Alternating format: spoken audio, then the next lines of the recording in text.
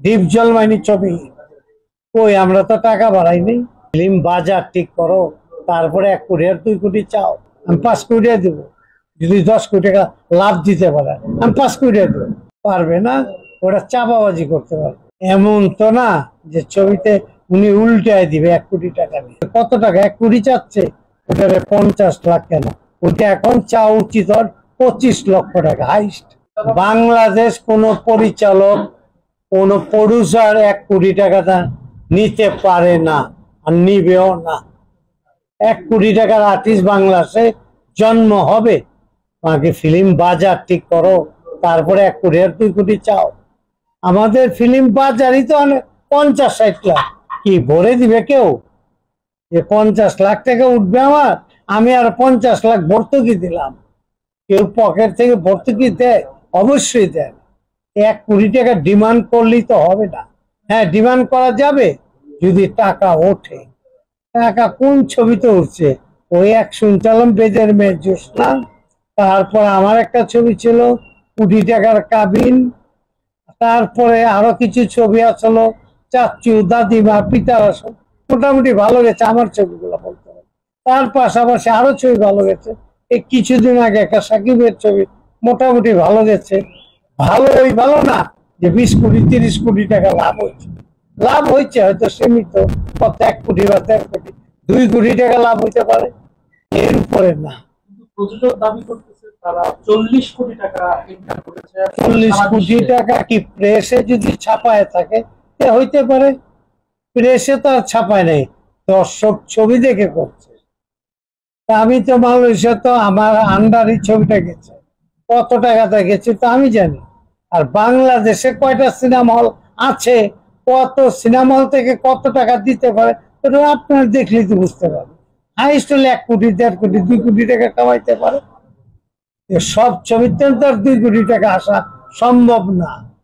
হ্যাঁ, আশা করা যায় আমি 10 কোটি টাকা নেব, ওটা স্বপ্নে, কিন্তু বাস্তবে না।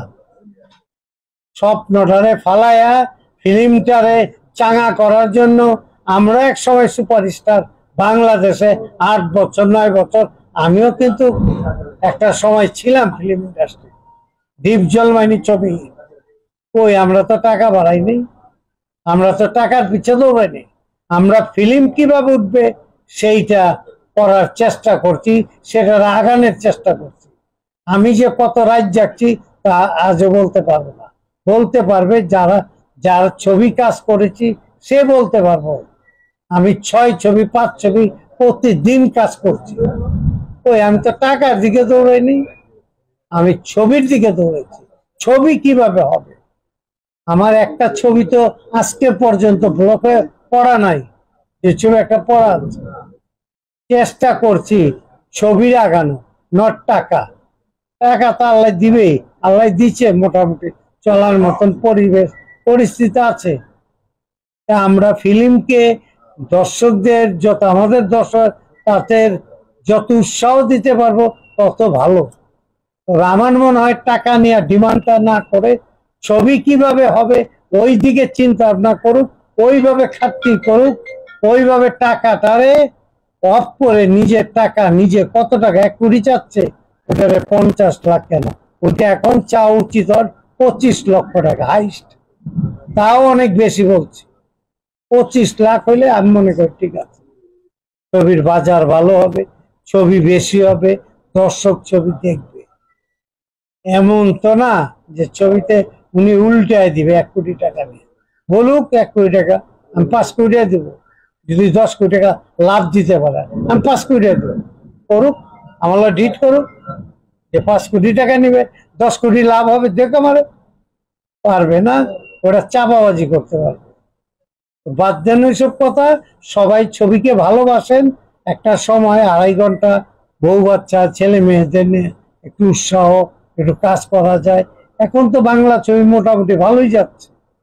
5 কোটি আর 10 কোটি টাকার আর্টিস্ট না, মোটামুটি যতটুকু নেওয়ার নেয় ভালো চলছে, ভালো চলবে। আপনাদের সবার দোয়া এবং ভালোবাসা চাই। আসসালাম।